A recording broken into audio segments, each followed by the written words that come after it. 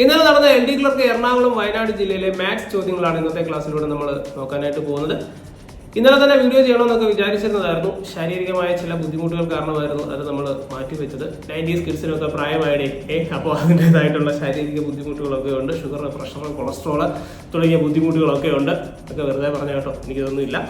അപ്പോൾ എന്തായാലും നമുക്ക് നമ്മുടെ ഓരോരോ ചോദ്യങ്ങളിലേക്ക് പോകാം. വളരെ എളുപ്പമുള്ള പരീക്ഷയായിരുന്നു. മുഴുവൻ മാർക്ക് നിങ്ങൾക്ക് സ്കോർ ചെയ്യാൻ പറ്റുന്ന എക്സാം ആയിരുന്നു. അപ്പോൾ എന്തായാലും മക്കളെ, ആദ്യത്തെ ചോദ്യം ഇതാണ്. 3.5 മീറ്റർ നീളമുള്ള കമ്പി രണ്ടായി മുറിച്ച് ഒരു കഷ്ണം വളച്ചൊരു സമചതുരവും മറു കഷ്ണം വളച്ചൊരു സമഭുജ ത്രികോണവും ഉണ്ടാക്കണം.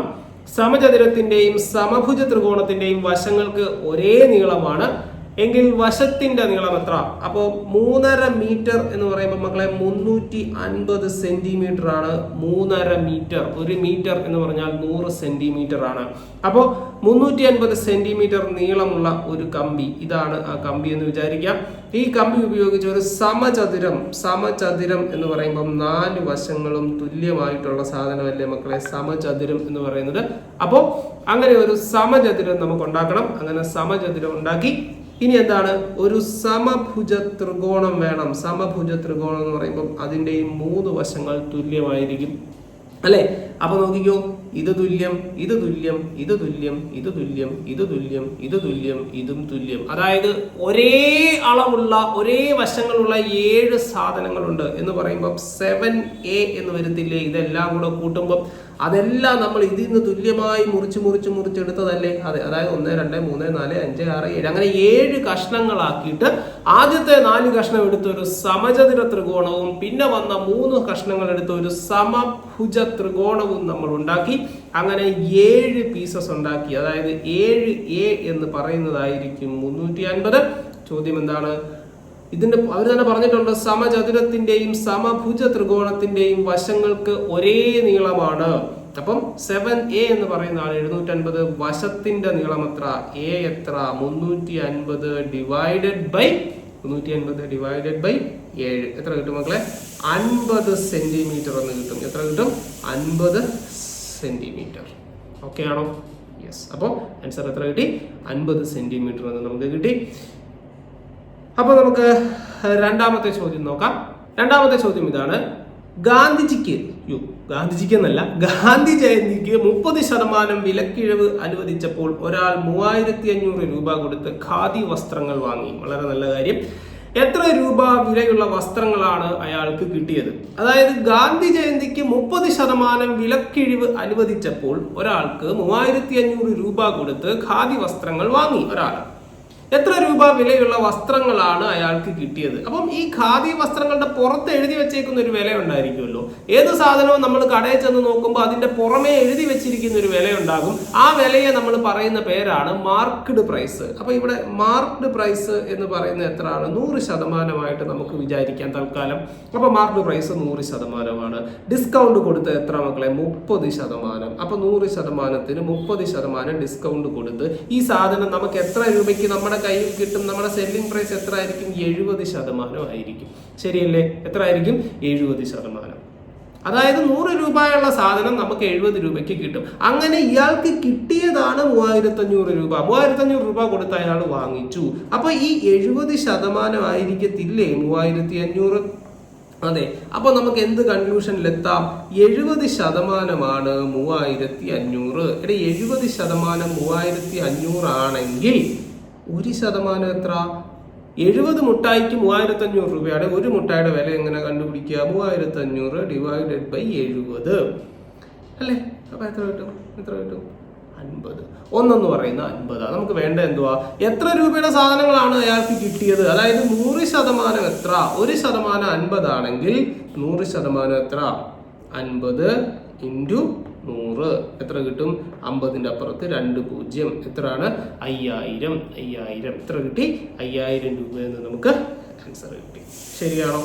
അപ്പൊ നിങ്ങൾ ഇത് ഇത്രയും അങ്ങ് വലിച്ചു വാരി എഴുതി ചെയ്യേണ്ട കാര്യമൊന്നുമില്ല. അല്ലാതെ തന്നെ നമുക്ക് ചെയ്യാം. അല്ലാതെ നമുക്ക് വളരെ പെട്ടെന്ന് ഇത് ചെയ്യാം. എങ്ങനെയാണ്? ഇങ്ങോട്ട് നോക്കിക്കോ.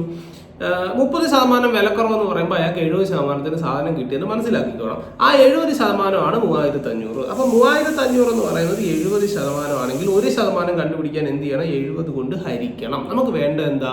സാധനത്തിന്റെ വില, അല്ലെ എത്ര രൂപയുടെ വിലയായി, എത്ര രൂപയുടെ സാധനമായിരുന്നു. അതായത് 100 ആയിരുന്നെങ്കിൽ 30 കുറച്ച് 70 കിട്ടിയെന്നല്ലേ. അപ്പൊ ആ 100 എത്ര ആയിരുന്നു, പഴയത് എത്ര ആയിരുന്നു. സോ ഇൻറ്റു 100, ഒന്നും നമുക്ക് കിട്ടി 3570. അപ്പൊ 100 എത്ര. സോ ഇതിങ്ങനെ കട്ട് ചെയ്ത് കളയുമ്പോൾ നമുക്ക് എത്ര കിട്ടും ഇവിടെ?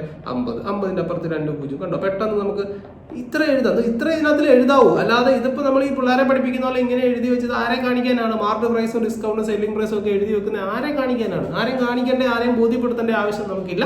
അപ്പൊ അതുകൊണ്ട് അവിടെ അങ്ങനെ ചെയ്യേണ്ട ആവശ്യമില്ല. ഈ പറഞ്ഞ പോലെ ചെയ്ത് നമുക്ക് പെട്ടെന്ന് ആൻസറിലേക്ക് പോവാം. മക്കളെ, അടുത്ത ചോദ്യം. അച്ചുവിന്റെ വീടിന്റെ ചുമര് തേക്കുന്നതിനായി സിമന്റും മണലും 1:5 എന്ന അംശബന്ധത്തിലാണ് ഉപയോഗിച്ചത്. ഇതിനായി 45 ചാക്ക് സിമന്റ് വാങ്ങി എത്ര ചാക്ക് മണൽ വാങ്ങണം? തേപ്പിന്റെ കാര്യമാണ് പറയുന്നത്. അശ്വതി അച്ചു ആണെന്ന് തോന്നുന്നു. അപ്പോൾ അച്ചുവിന്റെ വീടിന്റെ ചുമര് തേക്കുന്നതിനായി സിമന്റും മണലും, ഓക്കെ, സോ സിമന്റും മണൽ. ഇനി ഞാൻ അശ്വതി അച്ചു എന്ന് പറഞ്ഞിട്ട് ഏതെങ്കിലും അശ്വതി അച്ചുമാർ വന്നിട്ട് സാർ എന്നെ പറ്റി അങ്ങനെ പറഞ്ഞെന്ന് പറയില്ല, ചുമ്മാതെ വായി വരുന്നത് പറയുന്നതാണ് കേട്ടോ. അതൊന്നും യാതൊരു നിങ്ങൾ അതൊന്നും വിചാരിക്കരുത്. ഈ അശ്വതി അച്ചുമാരെല്ലാം കൂടെ അസോസിയേഷൻ ഉണ്ടാക്കി എനിക്കെതിരെ വരരുത് കേട്ടോ. അച്ചുവിന്റെ വീടിന്റെ ചുമര് തേക്കുന്നതിനായി സിമന്റും മണലും 1:5 എന്ന അംശബന്ധത്തിലാണ് ഉപയോഗിച്ചത്. അപ്പൊ ഞാനിവിടെ സിമന്റും മണാലി എന്നല്ല, മണൽ എന്ന് എഴുതിയേക്കുന്നത് കേട്ടോ. സിമന്റും മണലും, സിമന്റ് 1, മണല് 5 അല്ലെ റേഷ്യോ? അതെ. ഇനി ഇത് പറഞ്ഞിട്ടുണ്ട് എന്തൊക്കെയാന്ന് പറഞ്ഞിട്ടുണ്ട്. എന്താണ്? അച്ചുവിന്റെ വീട്ടില് എത്രയാണ്? 45 ചാക്ക് സിമന്റ് വാങ്ങി. അപ്പൊ മക്കളെ 1 എന്ന് പറയുന്നതാണ് 45. 1 എത്രടാ? 45. എന്താ കണ്ടുപിടിക്കണ്ടേ?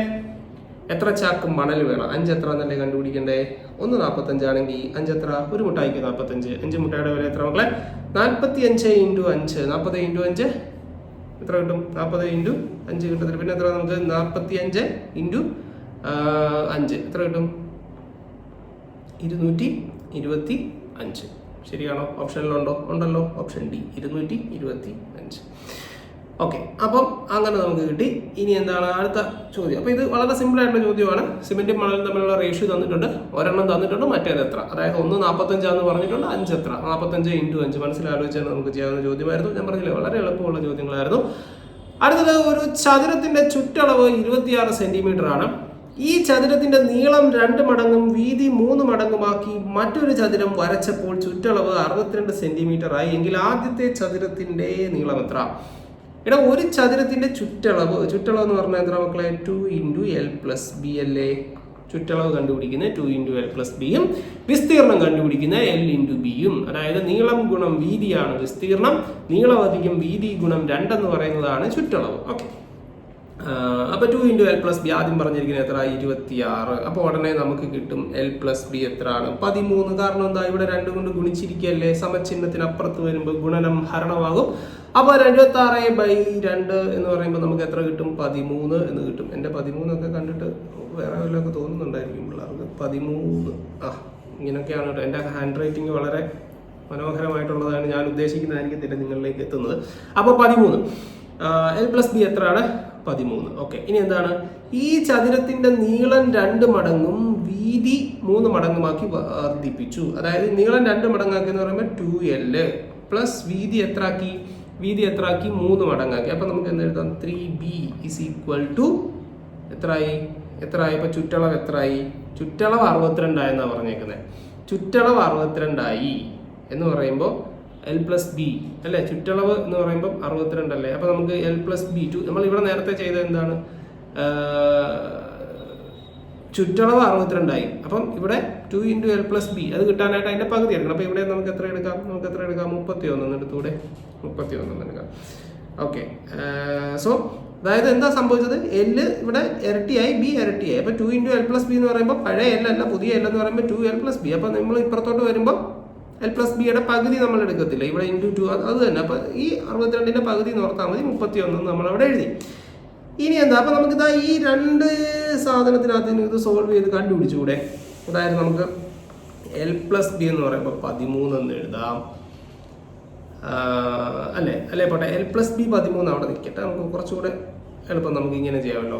ഇതാ ഈ 2L + 3B എന്ന് പറയുന്നത് 31 ആണല്ലോ. അതെ, അതേപോലെ തന്നെ നമുക്ക് ഈ സാധനം ഉണ്ടല്ലോ, ഈ L + B = 13 എന്നുള്ളത്, അതിനെ ഞാൻ മൊത്തത്തിൽ അങ്ങ് 2 കൊണ്ട് ഗുണിക്കുവാണേ. അപ്പോൾ L എന്താവും? 2L ആവും. B എന്താവും? 2B ആവും. 13 എത്ര ആവും? 26 ആകും. അപ്പോൾ ഇത് തമ്മിൽ കുറച്ച് കഴിയുമ്പോൾ 2L നിന്ന് 2L കുറച്ച് കഴിഞ്ഞാൽ വല്ലതും കിട്ടുമോ? ഒന്നും കിട്ടത്തില്ല. 3B നിന്ന് 2B കുറച്ച് കഴിഞ്ഞാൽ ഒരു B കിട്ടും. So B = 5. അപ്പോൾ ബ്രെഡ്ത്ത് എന്ന് പറയുന്നത് എത്ര കിട്ടി മക്കളെ? 5 എന്ന് കിട്ടി. അപ്പോൾ നമുക്ക് ഇവിടെ വേറൊരു കാര്യം പറഞ്ഞിട്ടുണ്ട്. എല്ലും ബിയും കൂടെ കൂട്ടിയാൽ, ലെങ്തും ബ്രെഡ്ത്തും കൂടെ കൂട്ടിയാൽ എത്ര കിട്ടുമെന്നാണ് പറഞ്ഞേക്കുന്നത്? 13. അതിൽ ലെങ്ത് നമുക്കറിയത്തില്ല. ബ്രെഡ്ത്ത് എന്ന് പറയുമ്പോൾ എത്രയാണ്? 5 = 13. അങ്ങനെയാണെങ്കിൽ നീളമല്ലേ കണ്ടുപിടിക്കേണ്ടത്? ലെങ്ത് എന്ന് പറയുമ്പോൾ എത്ര ആയിരിക്കും? 13 - 5 8 എന്ന് നമുക്ക് ആൻസർ കിട്ടും. ഓപ്ഷനിലുണ്ടോ? Yes, option D. അപ്പോൾ നമുക്ക് അടുത്ത ചോദ്യത്തിലേക്ക് പോകാം. 840 km/h വേഗതയിൽ സഞ്ചരിക്കുന്ന ഒരു വിമാനത്തിന് 5040 km സഞ്ചരിക്കാൻ എത്ര സമയം വേണം? വളരെ എളുപ്പമുള്ള ചോദ്യമാണ്. ടൈം ആൻഡ് ഡിസ്റ്റൻസിന്റെ ബാലപാഠം മാത്രം നിങ്ങൾ പഠിച്ചിട്ട് പോയാൽ നിങ്ങൾക്ക് ഒരു മാർക്ക് കിട്ടിയാലേ. അതായത് എന്താണ്? ടൈമാണ് കണ്ടുപിടിക്കുന്നത്. ടൈം = ഡിസ്റ്റൻസ് ബൈ സ്പീഡ് അല്ലേ? നമ്മൾ ടൈം ആൻഡ് വർക്കിൽ 3 കാര്യങ്ങൾ പഠിച്ചിട്ടുണ്ട്. എന്തൊക്കെയാണ് ഓർമ്മയുണ്ടോ? ക്ലാസ്സിൽ വളരെ വിശദമായിട്ട് നമ്മൾ പറഞ്ഞു തന്നിട്ടുള്ളതാണ്. Distance = speed into time, speed = distance by time, and time = distance by speed. So ത്രിമൂർത്തികളാണെന്നും പറഞ്ഞിട്ട് ഒരു ട്രയാങ്കിൾ ഒക്കെ വരച്ച് ഞാൻ എക്സ്പ്ലെയിൻ ചെയ്തിട്ടുണ്ട്. നിങ്ങൾക്ക് ഓർമ്മയുണ്ടോ എന്ന് എനിക്ക് ഓർമ്മയില്ല. So distance = speed into time, speed = distance by time, time = distance by speed. അപ്പോൾ ഇവിടെ നമുക്ക് കണ്ടുപിടിക്കുന്നത് ടൈം ആണ്. Time = distance by speed. Distance എത്ര മക്കളെ? 5040 ഡിവൈഡഡ് ബൈ സ്പീഡ് എത്ര? 840. സോ 84 എത്ര പ്രാവശ്യം? 6 പ്രാവശ്യം. സോ 6 മണിക്കൂർ.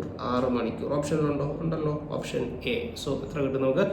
6 മണിക്കൂർ എന്ന് ആൻസർ കിട്ടും. സോ അടുത്ത ചോദ്യം നോക്കാം. രവിക്ക് വീണയേക്കാൾ 10 വയസ്സ് കൂടുതലാണ്. അടുത്ത വർഷം രവിയുടെ വയസ്സ് വീണയുടെ വയസ്സിന്റെ 2 മടങ്ങാകും. എങ്കിൽ രവിയുടെ ഇപ്പോഴത്തെ വയസ്സ് എത്ര? അപ്പം രവിക്ക് വീണയേക്കാൾ 10 വയസ്സ് കൂടുതലാണെന്ന് പറഞ്ഞിട്ടുണ്ട്. അടുത്ത വർഷം രവിയുടെ വയസ്സ് വീണയുടെ വയസ്സിന്റെ 2 മടങ്ങാകും. അപ്പം രവിയും വീണയും, അതായത് വീണയ്ക്ക് ഇപ്പോൾ ഉള്ള വയസ്സിന്റെ അല്ലെങ്കിൽ അടുത്ത വർഷമാകുമ്പോൾ വീണയുടെ വയസ്സിന്റെ ഇരട്ടിയാവും രവിയുടെ വയസ്സ് എന്നാണ് പറഞ്ഞേക്കുന്നത്. ഇപ്പം രവിക്ക് വീണയേക്കാൾ 10 വയസ്സ് കൂടുതലാണ്. ഓക്കെ, അപ്പം ഞാൻ ഒരു കാര്യം ചോദിക്കട്ടെ. ഇപ്പം നിങ്ങളുടെ ഭാര്യ നിങ്ങളെക്കാൾ 5 വയസ്സിന് ഇളയതാണ്. 5 വർഷം കഴിയുമ്പോഴോ അത് നിങ്ങളുടെ ഒരേ ഏജ് ആകുമോ? അപ്പോൾ വീണ്ടും 5 വർഷം കഴിയുമ്പോൾ നിങ്ങൾ നിങ്ങളുടെ ഭാര്യയെ ചേച്ചി എന്ന് വിളിക്കണോ? വേണ്ട. അപ്പോൾ എപ്പോഴും നിങ്ങളുടെ ഭാര്യ നിങ്ങളെക്കാൾ 5 വയസ്സിന് ഇളയതായിരിക്കും. നിങ്ങൾക്ക് ഒരു അനിയനുണ്ട് 3 വയസ്സിന് ഇളയതാണെങ്കിൽ നിങ്ങളെക്കാൾ എപ്പോഴും അവനും നിങ്ങളും തമ്മിലുള്ള വയസ്സിന്റെ വ്യത്യാസം 3 വയസ്സാണ്. അത് ഒരിക്കലും കൂടത്തില്ല. അപ്പോൾ 2 ആളുകൾ തമ്മിലുള്ള വയസ്സിന്റെ വ്യത്യാസം എപ്പോഴും കോൺസ്റ്റന്റ് ആയിരിക്കും. അത് എന്ത് ചെയ്യത്തില്ല? കൂടത്തില്ല. അപ്പോൾ ഇവിടെ രവിയും വീണയും തമ്മിലുള്ള വയസ്സിന്റെ വ്യത്യാസം 10 വയസ്സായിരിക്കും. അതിന് എത്ര വർഷം കഴിഞ്ഞിട്ടാണ്? അപ്പം അടുത്ത വർഷം നോക്കിയാൽ ഇവർ തമ്മിലുള്ള വയസ്സിന്റെ വ്യത്യാസം എത്ര? 10 ആയിരിക്കും. റേഷ്യോയിൽ നോക്കുമ്പോൾ 2 1 വ്യത്യാസം എത്ര? 1 എന്ന് പറയുന്നതായിരിക്കത്തില്ലേ മക്കളെ? 10. അതെ. അപ്പോൾ അങ്ങനെയാണെങ്കിൽ അടുത്ത വർഷം രവിക്ക് എത്ര വയസ്സായിരിക്കും? 1 എന്ന് പറയുന്നത് 10 ആണെങ്കിൽ 2 എന്ന് പറയുന്നത് 20 ആയിരിക്കത്തില്ലേ? 1 എന്ന് പറയുന്നത് എത്ര ആയിരിക്കും? അപ്പോൾ ഇവിടെ 10 തന്നെ ആയിരിക്കും. അപ്പോൾ അടുത്ത വർഷം രവിക്ക് 20 വയസ്സും വീണയ്ക്ക് 10 വയസ്സും. അപ്പോൾ അടുത്ത വർഷത്തെ കാര്യമല്ല, ഇപ്പോഴത്തെ വയസ്സല്ലേ വേണ്ടേ? അടുത്ത വർഷം 20 ആണെങ്കിൽ ഇപ്പോൾ ഒന്നുകൂടെ കുറച്ചാൽ മതി. രവിക്ക് എത്ര വയസ്സ്? 19 വയസ്സ്. വീണയ്ക്ക് എത്ര വയസ്സ്? 9 വയസ്സ് അല്ലേ? 19 9. അപ്പോൾ 6 വയസ്സായ ചോദ്യം. രവിയുടെ വയസ്സ്, രവിയുടെ ഇപ്പോഴത്തെ വയസ്സ് എത്ര? 19 വയസ്സ്. ഉണ്ടോ? വളരെ പെട്ടെന്ന് നമുക്ക് ആൻസർ കിട്ടി. എത്രയാണ് ആൻസർ? 19 വയസ്സ്. അടുത്ത ചോദ്യം നോക്കാം. 2025 ഏപ്രിൽ മാസത്തിലെ ആദ്യത്തെ ദിവസം ബുധനാഴ്ചയായാൽ അവസാനത്തെ ദിവസം എത്ര? വളരെ എളുപ്പമാണ്. ഇപ്പം ഏപ്രിൽ മാസത്തിൽ എത്ര ദിവസമുണ്ട്? 30 ദിവസങ്ങളുണ്ട്. അപ്പോൾ ഏപ്രിൽ 1-ാം തീയതി ബുധനാഴ്ചയാണ്. നിങ്ങളൊരു കാര്യം ശ്രദ്ധിച്ചു, 1-ാം തീയതി ബുധനാഴ്ചയാണ്. അപ്പോൾ 1-ാം തീയതി ബുധനാഴ്ചയാണ്. 7 ദിവസം കഴിഞ്ഞ് വരുന്ന എല്ലാം ബുധനായിരിക്കും. അതായത് 1-ാം തീയതി ബുധനാഴ്ചയാണെങ്കിൽ 8-ാം തീയതി ബുധനാഴ്ച ആയിരിക്കും. 8 7 15 15 7 22 22 7 29 ബുധനായിരിക്കും. അപ്പോൾ 29 ബുധനാണെങ്കിൽ 30 ദിവസം അല്ലേ ഉള്ളൂ ആ മാസം. 30 എന്ന് പറയുന്നത് എത്ര ആയിരിക്കും മക്കളെ? വ്യാഴം. അല്ലെങ്കിൽ നമുക്ക് ഇങ്ങനെയും ചെയ്യാം. ഇപ്പോൾ 1-ാം തീയതി ബുധനാഴ്ചയാണെങ്കിൽ 7ന്റെ മൾട്ടിപ്പിൾ നോക്കുക. 7 14 21 അത് കഴിഞ്ഞ് വരുന്ന അടുത്ത ദിവസം അതേ ദിവസം തന്നെ ആയിരിക്കും. ഇപ്പം 1ന്റെ മൾട്ടിപ്പിൾ 7 കഴിഞ്ഞ് വരുന്ന എത്ര? 8. ആ സെയിം ഡേറ്റ് ആയിരിക്കും, ബുധനാഴ്ച ആയിരിക്കും. അടുത്ത 7ന്റെ മൾട്ടിപ്പിൾ ഏതാ? 14 കഴിഞ്ഞ് വരുന്ന അടുത്ത ദിവസം 15-ാം തീയതി ആ ദിവസം തന്നെ ആയിരിക്കും. ഇനി 7ന്റെ ഇപ്പൊ ഇവിടെ 30 അടുത്ത് വരുന്ന ഏതാണ്? 7ന്റെ മൾട്ടിപ്പിൾ ഏതാണ്? 7 4 28 കഴിഞ്ഞ് 29 ബുധനാഴ്ച ആയിരിക്കും. അങ്ങനെയാണെങ്കിൽ 30-ാം തീയതി വ്യാഴാഴ്ച ആയിരിക്കും എന്ന് നമുക്ക് അങ്ങനെ ആലോചിച്ച് എഴുതാം. അല്ലെങ്കിൽ ജസ്റ്റ് ഇങ്ങനെ ഒന്ന് എഴുതി നോക്കിയാൽ ആ മാസത്തിലെ കാര്യം തന്നെയല്ലേ പറഞ്ഞേക്കുന്നത്. അതുകൊണ്ട് നമുക്ക് അങ്ങനെ ഇത് ഞാനിപ്പോൾ ഈ മൾട്ടിപ്പിൾ എടുത്ത് നോക്കുന്ന പറഞ്ഞാൽ 1-ാം തീയതി ആ ദിവസമാണെങ്കിൽ 7ന്റെ മൾട്ടിപ്പിൾ കഴിഞ്ഞ് വരുന്ന അടുത്ത ദിവസവും അതേ ദിവസമായിരിക്കും. ഇപ്പോൾ 1-ാം തീയതി വ്യാഴാഴ്ചയാണെങ്കിൽ 7ന്റെ മൾട്ടിപ്പിൾ നോക്കുക. 7 × 1 7. അപ്പോൾ 1 ആ 7ന്റെ കൂടെ ഒന്നുകൂടെ കൂട്ടുക 8. 8-ാം തീയതി വ്യാഴാഴ്ചയായിരിക്കും. അടുത്ത 7ന്റെ മൾട്ടിപ്പിൾ 14. 14ന്റെ കൂടെ 1 കൂട്ടുക 15. 15ഉം വ്യാഴാഴ്ചയായിരിക്കും. അടുത്തത് 7ന്റെ മൾട്ടിപ്പിൾ 21ന്റെ കൂടെ 1 കൂട്ടുക 22ഉം വ്യാഴാഴ്ച. ഇത് 1-ാം തീയതി 2-ാം തീയതി ഈ പരിപാടി എടുത്ത് നോക്കുമ്പോൾ തെറ്റും കേട്ടോ. 1-ാം തീയതി ദിവസമാണെങ്കിലാണ് ഇത് ചെയ്ത് നോക്കേണ്ടത്. അല്ലെങ്കിൽ നിങ്ങൾ ഞാൻ ഈ പറഞ്ഞ പോലെ ജസ്റ്റ് ഒന്ന് എഴുതി നോക്കിയാലും നമുക്ക് ആൻസർ കിട്ടും കേട്ടോ. അടുത്ത ചോദ്യം, അടുത്ത പദം കണ്ടെത്തുക എന്നുള്ളതാണ് അടുത്ത ചോദ്യം. അപ്പോൾ ആദ്യം നമുക്ക് ഈ ബിയും ജെയും തമ്മിലുള്ള പ്രശ്നം എന്താണ്, അവർ തമ്മിലുള്ള വ്യത്യാസം എത്ര നോക്കാം. ബിയും ജെയും തമ്മിൽ CDEFGHIJ 8 ലെറ്റർ കൂടിയിട്ടുണ്ട്. ഓക്കെ, ഇനി നമ്മൾ ഈ അതുപോലെ തന്നെ ജെയും ആറും തമ്മിലുള്ള വ്യത്യാസം നോക്കാം. KLMNOPQR. ഓക്കെ, അവിടെയും 8 തന്നെ. അപ്പോൾ പാറ്റേൺ പിടികിട്ടി. അടുത്തതും 8 ആയിരിക്കും അപ്പോൾ വരേണ്ടത്. അപ്പോൾ നമുക്ക് നോക്കാം 6 കഴിഞ്ഞിട്ട് STUVWXYZ. ഓക്കെ, ഇസഡ് ഇവിടെ എഴുതാം. അപ്പോൾ ഇസഡ് ഉള്ള ഓപ്ഷൻസിനെ എല്ലാം നമ്മൾ സംശയിക്കണം. ഇസഡ് വരുന്ന 2 ഓപ്ഷനുകൾ. അപ്പോൾ ഇവന്മാർ ഒരിക്കലും നമ്മുടെ ആൻസർ ആയിരിക്കത്തില്ല. ആര്? എയും സിയും. അടുത്ത നോക്കുക ഇ കഴിഞ്ഞിട്ട് വരുന്ന ഏതാ ഉള്ളത്? അപ്പോൾ അടുത്ത നമുക്ക് നോക്കാനുള്ള വേറെ കളർ എടുക്കാമേ. ഇതാ ഇയും എമ്മും തമ്മിലുള്ള വ്യത്യാസം നോക്കാം. എത്രയാണ്? FGHIJKLM. ഓക്കെ, അവിടെയും 8 വരുന്നുണ്ട്. ഓക്കെ, ഇനി എമ്മും യുവും തമ്മിലുള്ളത് NOPQRSTU. ഓക്കെ, അവിടെയും 8 വരുന്നുണ്ട്. ഇനി യു കഴിഞ്ഞുള്ളത് നോക്കണം നമുക്ക്. VWXYZ. അയ്യോ തീർന്നല്ലോ എന്ന് പറയരുത്. ABC അങ്ങനെ എഴുതണം. അപ്പം ZC വരുന്ന എം മാത്രമല്ലേ ഉള്ളൂ. ഓപ്ഷൻ ബി അല്ലേ ഉള്ളൂ. ബാക്കി ഇത് നോക്കണ്ട, ഇത് W നോക്കണ്ട. ഇത് വേറെ ഇനി ആരും ഇല്ലല്ലോ, ഓപ്ഷൻ ഇല്ലല്ലോ. സോ ZCE ആണ് നമ്മുടെ ആൻസർ കേട്ടോ. ZCE എന്ന് നമുക്ക് പെട്ടെന്ന് കിട്ടും. അപ്പോൾ മക്കളെ നമുക്ക് അടുത്ത ചോദ്യം നോക്കാം. AXന്റെ സഹോദരിയും XYയുടെ മകളും, AXന്റെ സഹോദരിയും XYയുടെ മകളും YZന്റെ മകളും ആണെങ്കിൽ Aയുടെ ആരാണ് Z എന്നാണ് ചോദ്യം. നോക്കാം, AXന്റെ സഹോദരിയും, അപ്പം AXന്റെ സഹോദരിയാണ്. അപ്പം AX സഹോദര ബന്ധം കാണിക്കാനാണ് അവരെ നമ്മൾ സ്ട്രെയിറ്റ് ലൈനിൽ ഒരേ ജനറേഷനിൽ വരുന്നവരാണ്. അതുകൊണ്ടാണ് ഒരേ ലൈനിൽ മാർക്ക് ചെയ്തിരിക്കുന്നത്. ഇതിൽ AXന്റെ സഹോദരിയാണ്. ഓക്കെ, അപ്പം A സഹോദരിയാണെന്നാണ് പറഞ്ഞിരിക്കുന്നത്. അപ്പം A ഫീമെയിൽ ആണ്. അപ്പം ഞാനൊരു മൈനസ് ഇവിടെ മാർക്ക് ചെയ്ത് വെച്ചു. ഇപ്പം ഇനി സ്ത്രീകൾക്ക് മൈനസ് കൊടുത്തതിന് ഈ ഒരു പൊളിറ്റിക്കൽ കറക്റ്റ്നെസ് ഒന്നും ആയാലും നിങ്ങൾ നോക്കരുത് എന്താ നെഗറ്റീവ്. അപ്പം ഞാൻ പുരുഷൻ സ്ത്രീ എന്ന് മനസ്സിലാക്കാൻ വേണ്ടിയിട്ടാണ്. നിങ്ങൾക്ക് ഇഷ്ടമുള്ള പോലെ കൊടുക്കാം കേട്ടോ, മൈനസോ പ്ലസോ അതൊക്കെ. പക്ഷേ എല്ലായിടത്തും ഓർമ്മ, സ്ത്രീകൾക്കെല്ലാം ഒരേ സൈനും പുരുഷന്മാർക്കെല്ലാം ഒരേ ഇതും കൊണ്ട് നമുക്ക് ഈ ഗ്രാഫ് നോക്കുമ്പോൾ ഇത് മനസ്സിലാകും കേട്ടോ. അതുകൊണ്ടാണ് ഇപ്പം ഞാൻ മൈനസ് കൊടുത്തതെന്നുള്ളത് കൊണ്ട് ഇനി അങ്ങനെയൊന്നും നിങ്ങൾ വിചാരിക്കരുത്. ഓക്കെ, അപ്പം എ സ്ത്രീയാണ്. ഓക്കെ, അതിന് വേണ്ടിയിട്ടാണ് ഞാൻ അങ്ങനെ ഒരു സൈൻ അവിടെ കൊടുത്തത്. ഇനി എന്താണ് XYയുടെ മകളാണ്. ഓക്കെ, അപ്പം വൈയുടെ മകളാണ് എക്സ്. അപ്പം എക്സിൻ്റെ അടുത്ത ജനറേഷനാണ് വൈ. ഓക്കെ, അപ്പം വൈയുടെ മകളാണ് എക്സ്. അപ്പം എക്സ് മകളാണെന്ന് മനസ്സിലായി. സോ ഞാനിവിടെ സ്ത്രീയാണെന്ന് കാണിക്കാനുള്ള സൈൻ അവിടെ കൊടുത്തു. ഇനി എപ്പോഴും വൈ ആരാന്ന് നമുക്ക് അറിയത്തില്ല. അപ്പം ആദ്യത്തേത് നമ്മൾ വരച്ചു എക്സിൻ്റെ സഹോദരിയാണ്. ഓക്കെ, എക്സ് വൈയുടെ മകള്. എക്സ് എന്ന് പറയുന്നത് വൈയുടെ മകളാണ്. അപ്പം മുകളിലത്തെ ജനറേഷനാണ് വൈ എന്ന് പറയുന്നത്. ഇനി എന്താണ്? വൈ ഇസഡിൻ്റെ മകളാണ്. അപ്പം വൈയുടെ അടുത്ത ജനറേഷൻ വൈ ഇസഡിൻ്റെ മകളാണ്. ഇസഡിൻ്റെ മകളാണ് വൈ. സോ വൈയും ആരാണ്? നെഗറ്റീവാണ്. അല്ലെങ്കിൽ നെഗറ്റീവ് അല്ല, വൈയും അതാണ് സ്ത്രീയാണ്. ഓക്കെ, അപ്പോൾ ഈ ഇസഡ് ആരാന്ന് പറഞ്ഞിട്ടുണ്ടോ? ഇസഡിൻ്റെ മകൾ. അപ്പം എനിക്കൊരു മകളുണ്ട് പൊന്നമ്മ എന്ന് വിചാരിക്കുക. സോ പൊന്നമ്മ എൻ്റെ മകളാണ്. അപ്പം എൻ്റെ ഭാര്യയുടെ മകളല്ലേ. അപ്പോൾ രണ്ടുപേരുടെയും പറയാം. അപ്പം ഞങ്ങളുടെ രണ്ടുപേരുടെയും മകളാണ്. അപ്പോൾ ഈ ഇസഡ് എന്ന് പറയുന്ന അച്ഛനാണോ അമ്മയാണോ ആരാന്നൊന്നും നമുക്കറിയത്തില്ല. ചോദ്യം എന്താണ്? നിങ്ങളുമാണെങ്കിൽ എയുടെ ആരാണ് ഇസഡ്? എയുടെ ആരാണ് ഇസഡ്? ഇങ്ങനെ ഇത് നോക്കുവാണെങ്കിൽ അച്ഛൻ്റെ അമ്മയോ അച്ഛനോ, അപ്പൂപ്പനാകാം അമ്മൂമ്മയാകാം. സോ നമുക്ക് അവരുടെ സെക്സ്, അവരുടെ ലിംഗം അറിയത്തില്ല, ജെൻഡർ അറിയത്തില്ല, ആണോ പെണ്ണോ എന്തും ആകാം. പക്ഷെ ഓപ്ഷൻ തന്നേക്കുന്നത് എന്തോ അമ്മമ്മ, ഇതായിരിക്കും ചിലപ്പം ഇതിന് ഓപ്ഷനായിട്ട് തരിക. പക്ഷെ നമുക്കറിയില്ലല്ലോ. ഈ തന്നിരിക്കുന്ന ഓപ്ഷനിൽ ഇതാണ് ശരി, അത് ശരിയാണ്. തന്നിരിക്കുന്ന ഓപ്ഷനിൽ ഇതാണ്, കാരണം ഇതിനകത്ത് അപ്പൂപ്പനില്ല, അപ്പോൾ അമ്മൂമ്മയാണ് ആൻസർ. പക്ഷെ ഇവിടെ അയാളുടെ ലിംഗം നമുക്കറിയത്തില്ല, പുരുഷനാണോ സ്ത്രീയാണോ എന്ന് നമുക്കറിയത്തില്ല. അപ്പോൾ അതുകൊണ്ട് അങ്ങനെ ഒരു വ്യക്തമായ ഒരു കമന്റ് നമുക്ക് പറയാൻ പറ്റത്തില്ല. തന്നിരിക്കുന്നതിൽ ഏതാണ് ശരി എന്നാണ് ചോദ്യമെങ്കിൽ അമ്മമ്മയാണ്. പക്ഷേ ഇവിടെ ഇയാളുടെ ലിംഗം നമുക്ക് അറിയത്തില്ല. ഇനി ഉത്തരം കണ്ടുപിടിക്കാൻ പറ്റത്തില്ല എന്നൊരു ഓപ്ഷൻ ഉണ്ടെങ്കിൽ, ഉത്തരം അപ്രാപ്യം അങ്ങനെ എന്തെങ്കിലും ഒരു ഓപ്ഷൻ ഉണ്ടെങ്കിൽ അതാണ് ആൻസർ. പക്ഷെ ഇവിടെ തന്നിരിക്കുന്നതിനകത്തിൽ അമ്മമ്മയാണ്. അമ്മമ്മയാണ് ഉദ്ദേശിച്ചത്. എന്തോ ഞങ്ങളുടെ നാട്ടിലൊക്കെ അമ്മമ്മ എന്ന് പറയും, ചിലയിടത്ത് അമ്മമ്മ എന്ന് പറയും. അത് പഞ്ചായത്ത് മാറുന്നതിനനുസരിച്ച് വിളിപ്പേരുകളൊക്കെ മാറും. അതെന്തോ ആയിക്കോട്ടെ. സോ ഇതിന് തന്നിരിക്കുന്നതിനകത്തിൽ ആൻസർ ഏതാണ്? അമ്മമ്മയാണ്. ഓക്കെ, അടുത്ത ചോദ്യം നോക്കാം മക്കളെ. ഒരു ക്ലോക്കിലെ സമയം 4:10 ആകുമ്പോൾ മണിക്കൂർ മിനിറ്റ് സൂചികൾക്കിടയിലെ കോണളവ് എത്ര ആയിരിക്കും? ഒരുപാട് പ്രാവശ്യം ഇങ്ങനെയുള്ള ചോദ്യങ്ങൾ നമ്മൾ പറഞ്ഞിട്ടുള്ളതാണ്. അപ്പോൾ ക്ലോക്കിലെ സമയം 4:10 ആകുമ്പോൾ മണിക്കൂർ മിനിറ്റ് സൂചികൾക്കിടയിലെ കോണളവ് എത്ര എന്ന് ചോദിച്ചാൽ ഒറ്റ ഷോർട്ട് കട്ട് ഓർത്താൽ മതി, 30h - 11/2 m. അപ്പം ഈ അവർ എന്ന് പറയുന്നത് 4 മിനിറ്റ് എന്ന് പറയുന്നത് 4 മണിക്കൂർ 10 മിനിറ്റ് എന്നല്ലേ. അപ്പം 4നെ h ആയിട്ട് എടുക്കുക, 10നെ m ആയിട്ട് എടുക്കുക, കാൽക്കുലേറ്റ് ചെയ്യുക. 30 × 4 - 11/2 മിനിറ്റ് എത്രയാണ്? 10. 30 × 4 120 മൈനസ് നമുക്ക് എന്ത് വരും?